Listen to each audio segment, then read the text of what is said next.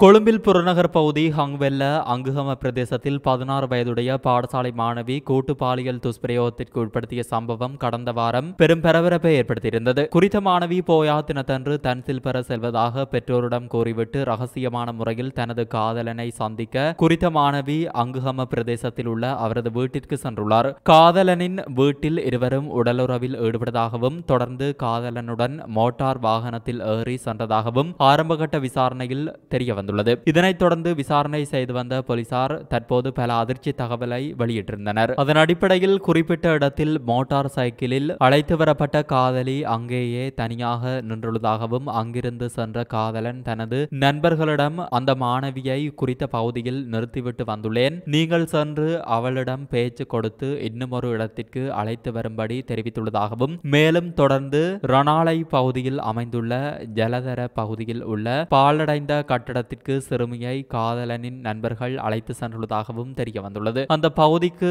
அழைத்து வந்து 2 இளைஞர்கள் பாலியல் துஷ்பிரயோகத்தில் ஈடுபட்டதாகவும் தொடர்ந்து மேலும் 3 தொலைபேசி அழைப்பை ஏற்படுத்தி நண்பர்களை அழைத்துள்ளதாகவும் விசாரணையில் தெரிய வந்துள்ளது. தொடர்ந்து ஒரு நபர் யாரும் வருகிறார்களா என பார்த்து கொண்டதுடன் ஏனையவர்கள் குறித்த மாணவியை தொடர்ந்து பாலியல் துஷ்பிரயோகத்திற்குட்படுத்தியதாக தெரிவிக்கப்படுகிறது. எனினும் இந்த சம்பவத்தில் அந்த மாணவி அந்த 6 பேருடன் ஒருவித விருப்பத்தின் அடிப்படையிலேயே சென்றுள்ளார் எனவும் விசாரணையில் தெரிய வந்துள்ளது. இந்த சம்பவங்களின் பின்னர் குறித்த மாணவி பாதையோரம் அழுது கொண்டே நின்றிருந்தார். அவ்வழியே எதேச்சையாக சென்ற போலீசார் அந்த மாணவியை விசாரணைக்கு உட்படுத்தியுள்ளனர். இதன்போது தான் 6 பேரால் பாலியல் துஷ்பிரயோகத்திற்கு இலக்காகியுள்ளேன் என அழுது கொண்டே தெரிவித்துள்ளார். இதனைத் தொடர்ந்து சிறுமியை முச்சக்கர வண்டியில் ஏற்றிக்கொண்டு போலீசார் குறித்த 6 இளைஞர்களையும் தேடும் பணியில் ஈடுபட்டுள்ளனர். குறித்த சிறுமியே 6 பேரின் பெயர்களையும் அடையாளங்களையும் காட்டியுள்ளார். இதன் முதல் கட்டமாக காதலன் கைது செய்யப்பட்டதுடன் தொடர் தேடுதலுடன்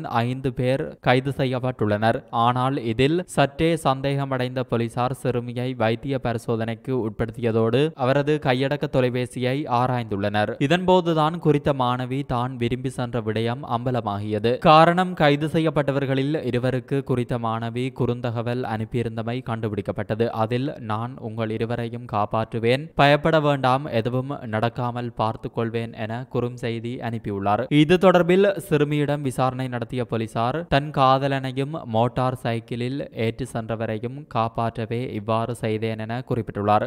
மேற்படி கைது செய்யப்பட்டவர்கள் 19 மற்றும் 21 வயதுடையவர்கள் என்பதுடன் இதில் ஒருவர் ஏற்கனவே திருமணமானவர் எனவும் தெரிய வந்துள்ளது. ஆனால் இவ்வளவு நடந்து முடிந்தாலும் குறித்த சிறுமி கூறிய மற்றுமொரு விடயம் போலீசாரை வியப்பில் ஆழ்த்தியுள்ளது. காரணம், 6 பேருடன் உறவில் ஈடுபட்ட சிறுமி அந்த இளைஞர்களிடம் பணம் கோரியுள்ளார். இதனால் அந்த இளைஞர்கள் 6 பேரும் இணைந்து அந்த சிறுமிக்கு 40 ரூபாய் மாத்திரமே கொடுத்துள்ளனர். அந்த 40 ரூபாவை வைத்துக் கொண்டு வீட்டுக்கு செல்ல முடியாத நிலையில் அந்த சிறுமி பாதையில் நின்று அழுது கொண்டிருந்துள்ளார். இந்த சம்பவம் தொடர்பில் ஹங்வெல்ல போலீசார் விசாரணைகளை முன்னெடுத்திருந்தாலும் சிறுவர் மற்றும் பெண்கள் விவகார அமைச்சும் விசாரணைகளை முன்னெடுக்க ஒரு விசாரணை குழு ஒன்றை நியமித்திருந்தது. அவர்களது விசாரணையில் மேலும் ஒரு அதிர்ச்சி தகவல் போலீசாருக்கு கிடைத்தது. மேலும் 2 வருடத்திற்கு முன்னரும் இதுபோன்றதொரு சம்பவத்தில் முன்னாள் காதலனுடனும் அவரினுடைய நண்பர்களுடனும் இணைந்து இதே மாதிரியான ஒரு பாணியில் பாலியல் விளையாட்டில் ஈடுபட்டமை விசாரணையில் தெரிய வந்துள்ளது.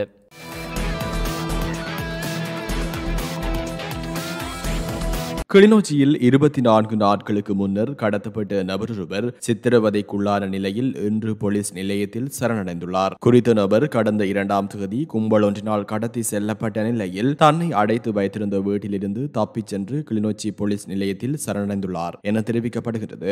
இதன்போது தன்னை ஒரு கும்பல் கடத்தி வைத்து சித்திரவதை செய்ததாக வாக்குமூலம் அளித்த அவர் குறித்த கும்பல் தன்னை வெவ்வேறு இடங்களுக்கு மாற்றி சித்திரவதை செய்ததாகவும் தெரிவித்துள்ளார். இதனையடுத்து குறித்த நபர் தப்பி சென்ற வீட்டுக்கு அழைத்து சென்ற போலீசார் அங்கு சாட்சியங்களை பதிவு செய்ததுடன் தடயவியல் சான்றுகளையும் பெற நடவடிக்கை மேற்கொண்டுள்ளனர். இந்நிலையில் குறித்த நபர் கிளிநொச்சி வைத்தியசாலையில் சிகிச்சைக்காக அனுமதிக்கப்பட்டுள்ளார். இச்சம்பவம் தொடர்பாக குற்றத்தடுப்பு பிரிவினர் விரிவான விசாரணைகளை முன்னெடுத்துள்ளனர்.